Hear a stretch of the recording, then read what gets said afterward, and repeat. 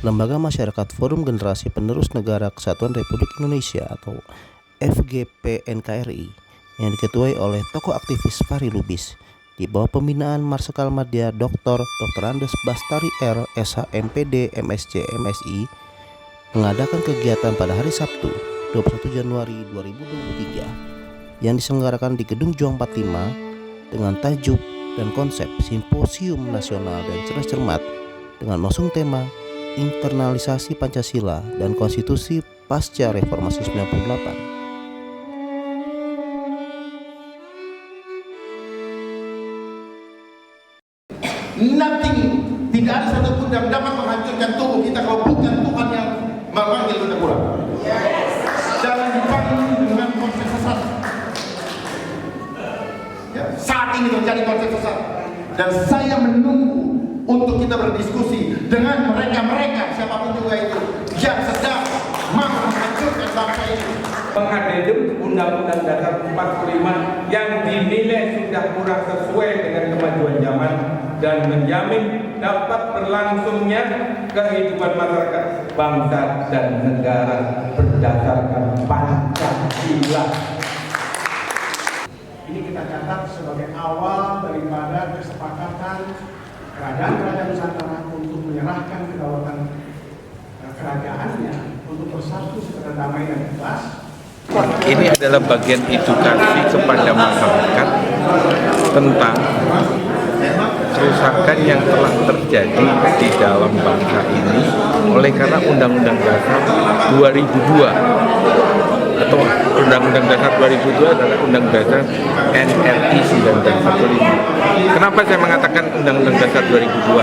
Diresmikan, ditetapkan pada 10 Agustus tahun 2002. Dia pakai 45, padahal dia sudah keluar dari 45. Sekali lagi ini tentang tanggapan kondisi dan situasi bangsa ini.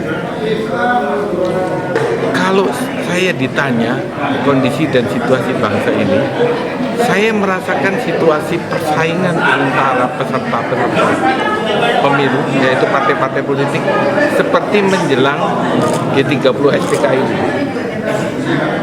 Saya masih kecil, tapi saya bisa merasakan bahwa situasi panas, benturan, ribut, benturan mulut antara satu dengan kelompok yang lain itu terjadi. Dan apa yang saya rasakan ketika itu, hari ini saya merasakan kembali itu. Nah, terakhir untuk saran Bapak terhadap generasi penerus bangsa untuk menjaga nasionalisme, kultur, akidah, serta intelektual generasi bangsa. Balikkan, sekali lagi, balikkan Pancasila. Balikkan Pancasila.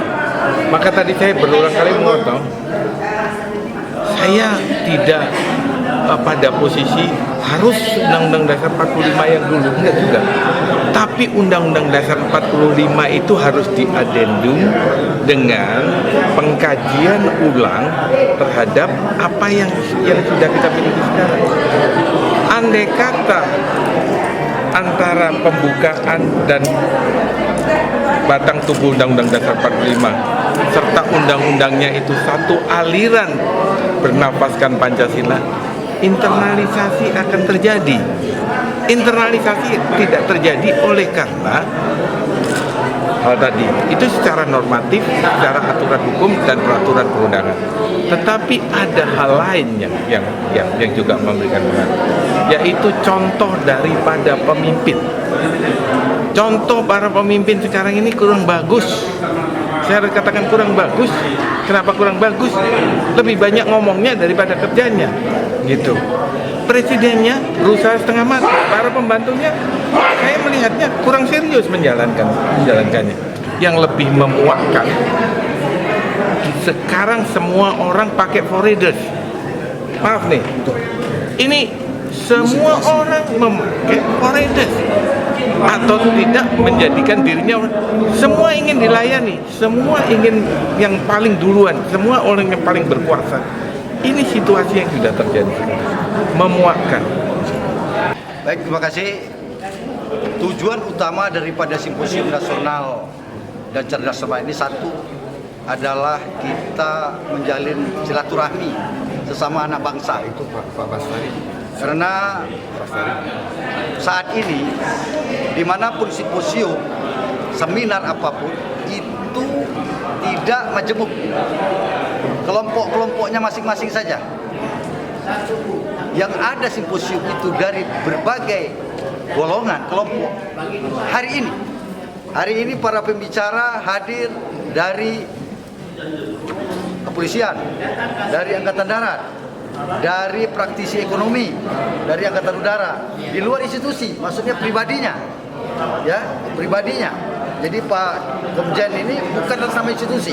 Beliau sebagai anak bangsa, saya sebagai rakyat, kami ingin mendengar, belajar tentang kondisi negara saat ini, terutama tentang konstitusi.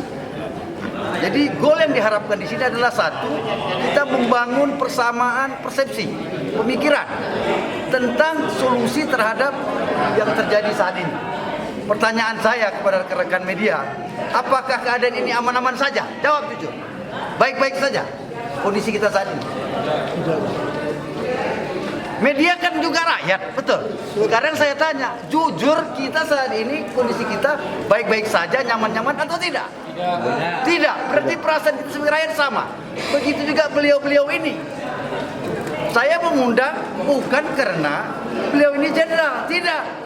Pemikirannya sama dengan rakyat, dengan saya dan kawan-kawan sebagai ketua panitia atau forum ini. Saya bertemu juga dengan Pak Bastari, Jenderal Bastari. Pemikiran-pemikiran beliau ini mencerahkan kami rakyat. Itu intinya. Solusinya apa? Hasil simposium ini paling sukses. Bukan dilihat dari jumlahnya. Yang hadir itu orang-orang yang berkompetisi. Orang-orang yang sangat peduli, konsen, dan tahu solusi. Ini yang saya syukuri dengan kehadiran daripada saudara-saudara sama anak bangsa. Kemudian target dan goalnya dari acara ini kemana? Target dan goalnya jelas. Rakyat saat ini ingin merebut kembali kedaulatannya. Karena hak konstitusi itu saat ini dengan Undang-Undang NRI 1945 tahun 2002 itu sudah liberal kapitalis. Kata siapa? Rakyat ini bodoh, saya bodoh. Kata para pakar yang bisa diuji. Kata para akademisi, kan gitu. Artinya setelah ini akan ada langkah lanjutan. Pasti rakyat tidak akan diam karena kami sudah sadar kami mau belajar dan sesuai konstitusi. Ya, jadi di sini tidak ada rekayasa, tidak ada pencitraan. Ya kan, kita sesama-sama suasana batin kita sebagai rakyat saat ini keadaan kita sangat memprihatinkan. Siapapun ketuanya, buat saya acara ini sangat bagus untuk memberikan pemahaman yang mengakar, tidak hanya sekedar seminar, simposium ataupun diskusi biasa, tapi yang lebih penting karena simposium, seminar itu sudah terlalu banyak dilakukan dan menghabiskan begitu banyak anggaran. Tetapi hasilnya seperti yang kita bicarakan, karena kita hanya berbicara dengan retorika. Kalau bahasa gaul sekarang bilang omong doang, ya. Tetapi tetap mindset kita, jiwa kita itu begitu dikuasai oleh angka-angka atau karena angka-angka yang kita kejar, yang kita takuti. Angka kita takuti, angka kita senangi, tapi angka juga membuat kita sombong. Angka membuat kita sedih. Sadar tidak? Angkanya di bank banyak sombong, angkanya rendah stres, ya, angkanya ditipu percaya juga, ya, banyak sekali manipulasi angka. Jadi sebenarnya lewat angka ini sistem membangun belief di dalam jiwa kita supaya ukurannya adalah angka dan semua akhirnya mengejar angka. Apa saja dihitung dengan angka dan setelah itu mengharapkan datangnya angka. Kita lebih senang diajar untuk berpikir ketika kita diajar berhitung atau matematika, yang kita senang hanyalah tambah dan kali. Yang kita tidak senang ada bagi dan kurang. Padahal bagi dan kurang adalah fitrah kita. Tambah dan kali membuat kita ego. Fitrah kita adalah bagi semua apa yang kita miliki sebagai saluran berkat yang diberikan Allah. Itu adalah ujian ketika kita dapat berkah. kurangin apa? Ego kita, kurangin, bahkan kalau perlu hilangin. Baru kita bisa menginternalisasi Pancasila dengan benar. Hancurnya konstitusi hanya disebabkan oleh hal yang kecil, adalah sifat di dalam diri kita yang berhitung dengan uang, dengan angka. Dan hitungan angka itulah menjadi kunci kenapa manusia serakah. Karena begitu dia lihat gambar angka yang berbeda, maka dia tahu bahwa itu besar, itu tahu kurang. Itu sadari, kuncinya di situ. Permainan hidup ini hanya permainan pikiran dan perasaan, tidak ada lain. Kita ditipu oleh pikiran dan perasaan. Saya pikir-pikir, saya rasa-rasa. Makanya selama ini, 3 tahun belakangan ini, mereka sedang mempermainkan pikiran dan perasaan kita yang sudah dimanipulasi lewat alat-alat yang Bapak pegang, di mana kita semua dipromosikan supaya kita menghayal, mengimajinasikan, dan perasaan kita kena. Orang bilang kena mental gue, kena gue. Ya. Kalau orang disakiti, dia bilang sakitnya tuh di sini. Jadi semua hanya bermain pikiran dan perasaan, nggak ada lain.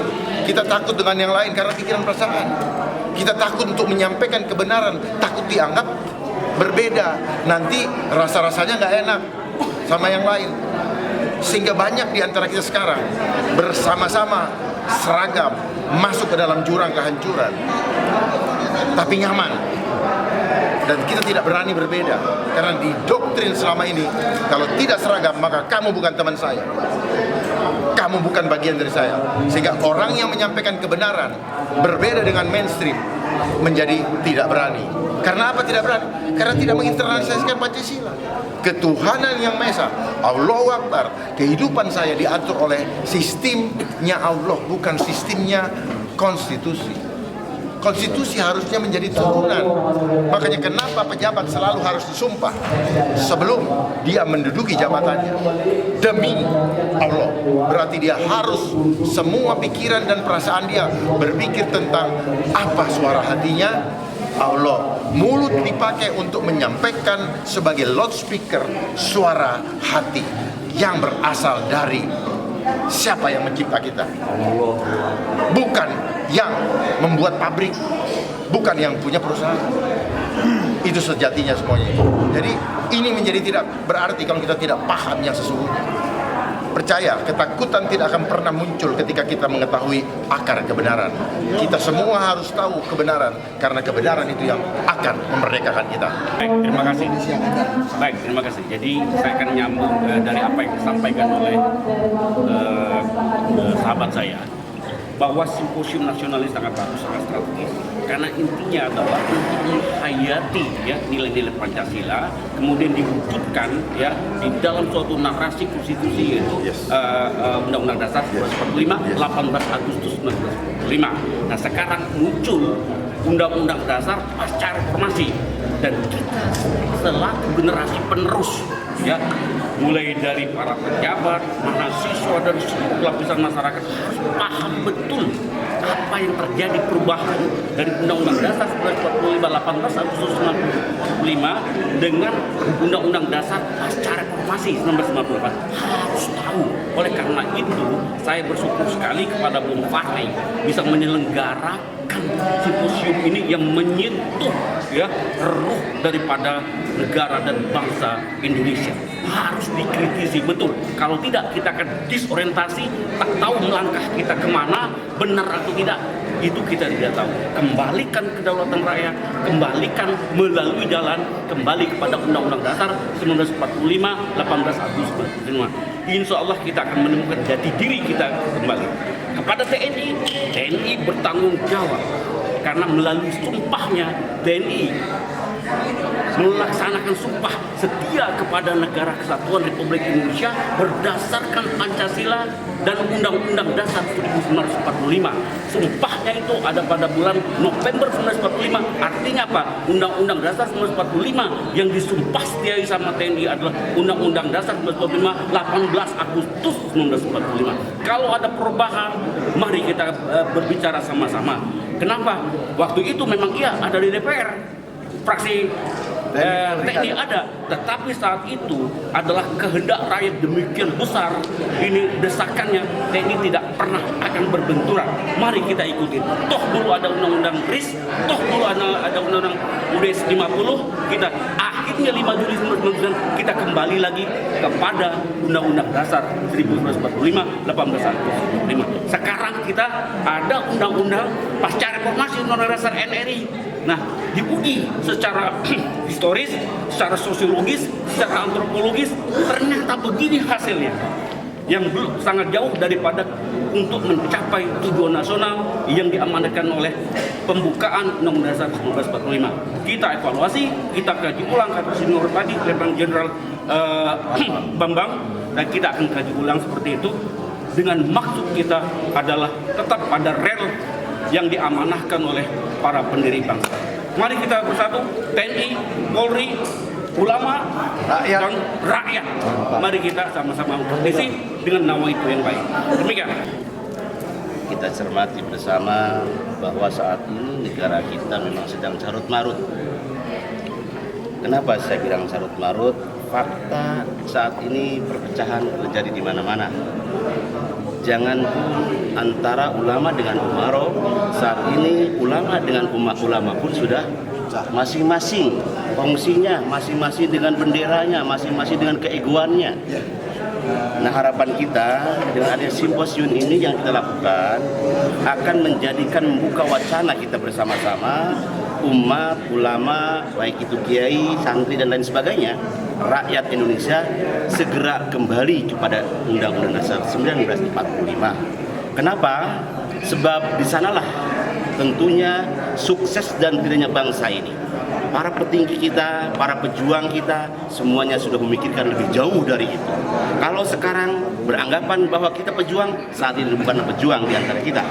Pejuang sesungguhnya mungkin bagaimana Pak Sudirman, Jenderal Sudirman, walaupun dengan sakit, sampai istilah mati-matian, sampai mati beneran, beliau memperjuangkan negara ini.